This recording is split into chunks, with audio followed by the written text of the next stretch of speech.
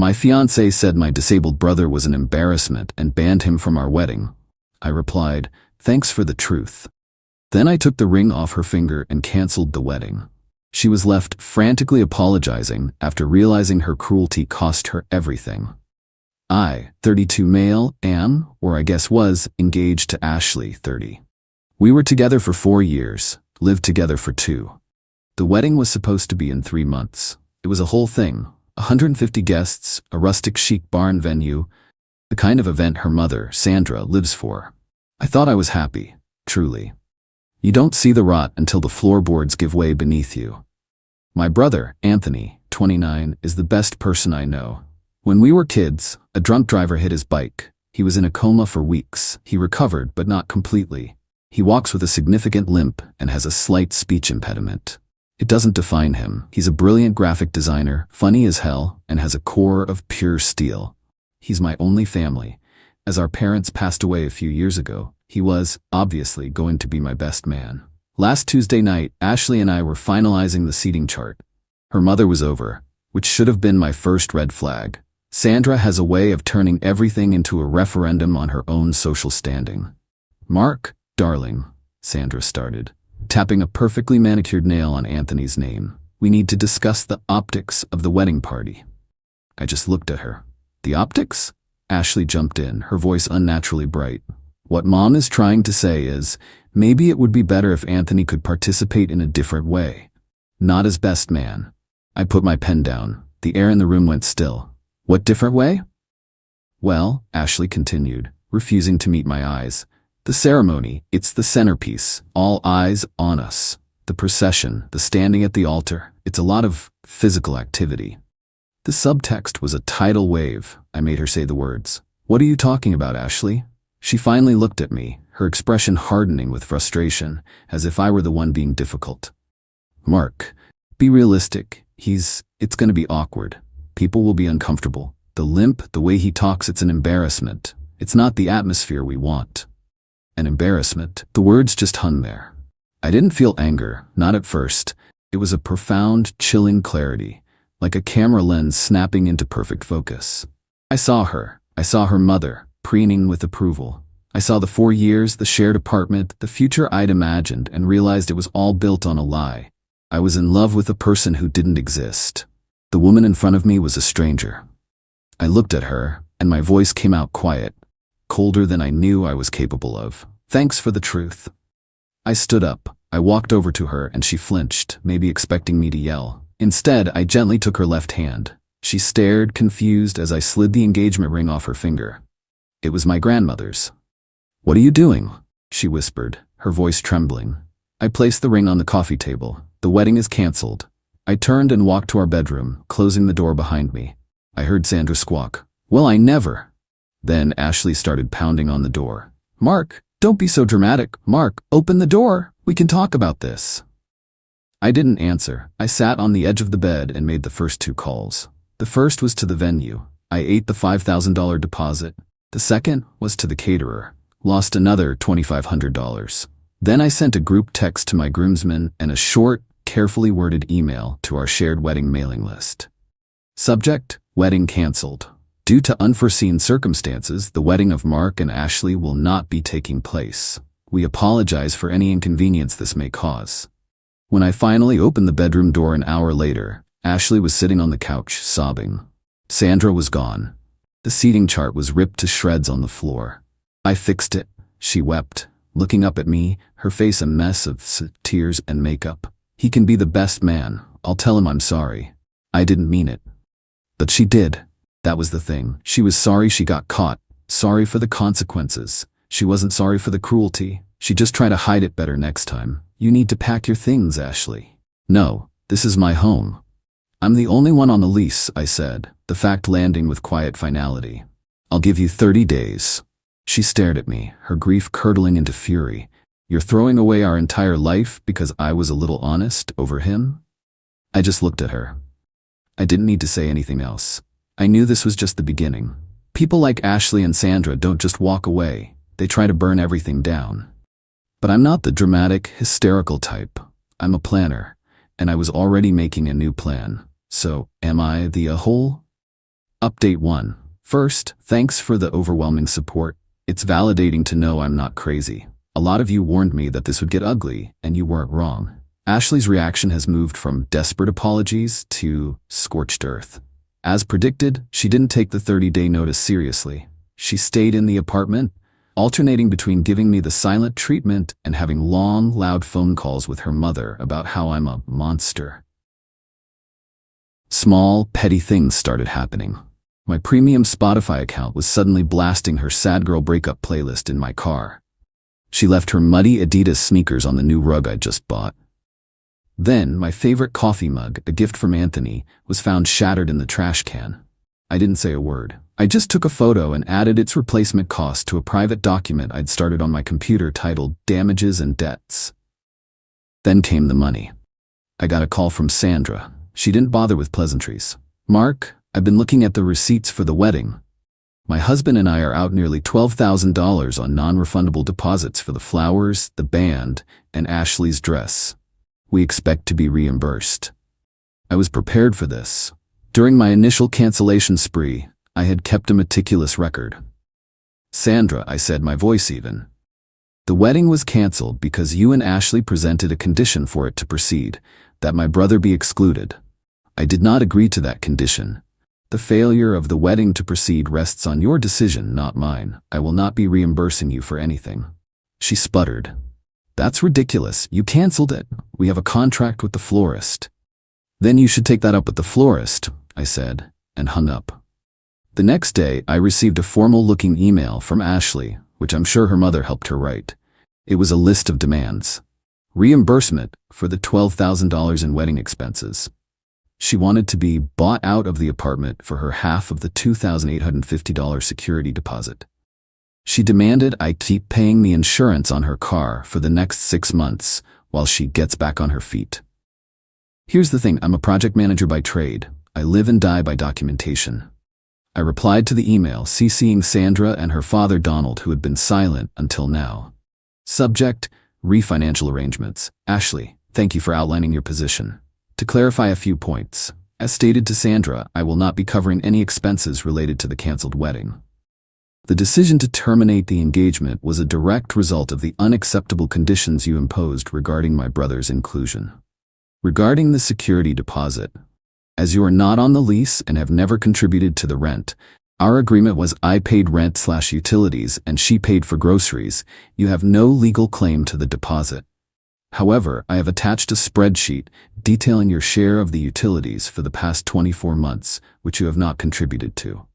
This includes our shared high-speed internet/premium cable package and building service fees, totaling $3,150. Your portion of the deposit can be applied to this outstanding balance, leaving you with a remainder due of $300. The car is registered and titled solely in my name. I purchased it for you as a gift, but the ownership was never transferred. The insurance policy, which is in my name, will be terminated in 14 days, on July 5th. You will need to secure your own policy if you wish to continue driving the vehicle legally. We should also arrange a time to sign the title over to you. Finally, this is a formal reminder that your 30-day notice to vacate the premises expires on July 20th at 5 p.m. If you are not moved out by that date, I will have no choice but to begin formal eviction proceedings with the landlord. Regards, Mark. The silence was deafening. For about 6 hours, then my phone exploded with texts from her. It was a masterclass in deflection. "You're bringing up utilities? From 2 years ago? How petty can you be? You're trying to make me homeless and take my car away. You're evil. My father can't believe how you're acting. He said he's going to call you." Donald never called. The best part? I checked our old texts. A year ago she texted me, "Can you cover utilities this month? We'll pay you back next week. Promise." I had a screenshot. I had a dozen of them. This isn't about revenge. Not really. It's about consequences. She built a world where her actions didn't have any. I'm just methodically taking down the scaffolding. The spreadsheet was a work of art. I even included charts. The fight is far from over. She's still in my apartment. But now she knows I have a ledger. And I'm not afraid to use it. Update 2. The last 2 weeks have been a cold war fought over shared living space and social media. Ashley finally realized I wasn't bluffing. her strategy shifted. She couldn't win with logic, so she tried to win with public opinion. Her friends started posting vague but pointed things online. Instagram stories with captions like, "So disgusted by how some men treat the women who love them," and "A good heart is worth more than a fancy apartment." It was childish, but it stung. A few of our mutual friends reached out, asking for my side of the story. I didn't engage in the drama. I just told them the truth, simply and without emotion. Ashley told me my brother was an embarrassment and that he couldn't be in our wedding because of his disability. I ended the engagement because of it. The truth is a powerful thing. It doesn't need embellishment. The tide turned quickly. One of her bridesmaids, a woman named Betty who I'd always liked, texted me. She said, "What? Oh my God, Mark, I'm so sorry." Meanwhile, the apartment situation was deteriorating. Ashley was deliberately being a terrible roommate. The move-out date, July 20th, was approaching fast. I spent that day meticulously packing every single one of her remaining belongings into boxes. I labeled them with obsessive detail. I moved them into a 10 by 10 storage unit I rented a mile away and paid for the first month. The deadline, 5 p.m. on July 20th, came and went. She wasn't there. I had a locksmith come at 5:30 p.m. to change the locks. At 7 p.m., she came to the apartment. Her key didn't work. She started banging on the door. I opened it. "Ashley, the deadline to vacate has passed. You can't do this. My stuff is in there." "Your belongings are safe," I said calmly, handing her a key and a piece of paper. "This is the key to storage unit 247 at Main Street Storage. Here is the address. The first month is paid for. After that, it's your responsibility." I also handed her an envelope. Inside was a cashier's check for $425. She looked at it, confused. "What's this?" she snarled. "I thought I owed you money." "It's your half of the security deposit," I said, my voice flat. "I've decided to waive the utility debt. Consider this a final settlement of all household and financial matters between us. A clean break." She sneered. "You think you can just pay me off?" "It's not a payoff. It's a calculated decision," I replied, letting a bit of the coldness show. "I want this over. More importantly, cashing that check will serve as your legal acknowledgement that our shared financial obligations are concluded. It closes the book. If you have any intention of suing me later, cashing this check would make that very, very difficult. The choice is yours."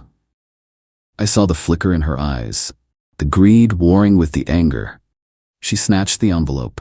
"This doesn't mean anything," she seethed. "I'm still going to sue you for everything."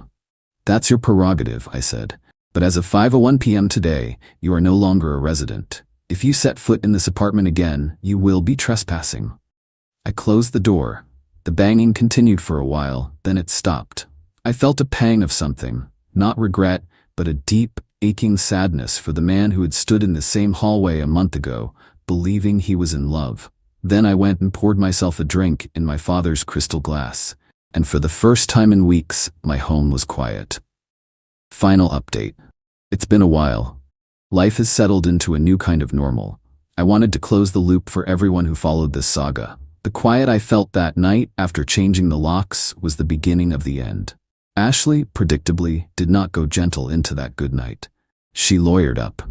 Or rather, her parents paid for a lawyer who sent me a blustering letter of intent to sue for a grab bag of grievances. Emotional distress, breach of promise to marry, and the full $12,000 for the wedding costs.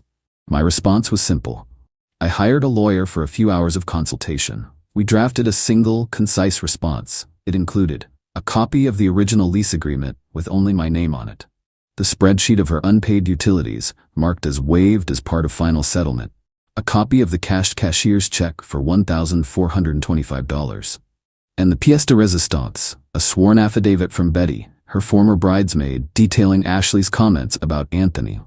Betty had volunteered. She said people like that deserve to be seen for who they are. We sent the package to her lawyer. We received a second, much weaker letter back, trying to argue about shared assets, but my lawyer simply pointed out that her cashing of the settlement check demonstrated a clear accord and satisfaction, effectively ending any claims. After that, we truly never heard from him again. The car was the final nail. After my 14-day notice, the insurance was terminated. She must have ignored it, because about a week later, I got a notice that the car had been impounded for being uninsured after a minor fender bender, her fault. Since the title was still in my name, the notice came to me. It stated that if the fees weren't paid within 30 days, the vehicle would be sold at public auction to satisfy the towing company's lien. I sent one final text to Ashley. The car has been impounded. I am not retrieving it. If you want it, you have until the 30th to pay the fees and register it in your name. Otherwise, the towing company will sell it at auction. I will sign the release of interest paperwork to allow the sale to proceed. She sent back a string of profanity. I didn't reply. She couldn't afford the fees. A month later, I got the form, signed it, and washed my hands of it. The fallout for them was, from what I've heard, significant. Ashley had to move back in with her parents. Without the car I provided, she had trouble commuting to her job in the city and ended up quitting. Socially, the story spread. The truth, as told by me and confirmed by Betty, painted a very clear picture. People saw her cruelty for what it was. Sandra's social circle got a front row seat to her daughter's spectacular implosion, which I imagine was the ultimate punishment for her. I saw Ashley once, about a month ago. I was at a coffee shop with Anthony. She walked in, saw us, and froze. Her face was a storm of anger and bitterness. She looked away, turned around, and walked right back out. Anthony just looked at me and grinned. Well, that was awkward. We laughed, and that was it.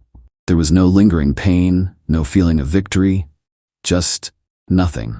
She was just a person I used to know. Life is good now. My apartment feels like mine again. I've reconnected with friends. I'm focusing on work. Most importantly, my relationship with my brother is stronger than ever. He never once made me feel like I had to choose, but he thanked me, with tears in his eyes, after it was all over. I told him the truth. It was never a choice, Anthony. It was a clarification. I heard through the grapevine that Ashley and Sandra tell people I'm a manipulative sociopath who concocted an elaborate scheme to ruin her life over nothing. They will never understand. They will never see the ugliness in their own actions. And in a way, that's the most satisfying conclusion of all. It proves I saw the rot clearly. It proves I was right to burn it all down and walk away. They can have their bitterness. I'll take my peace.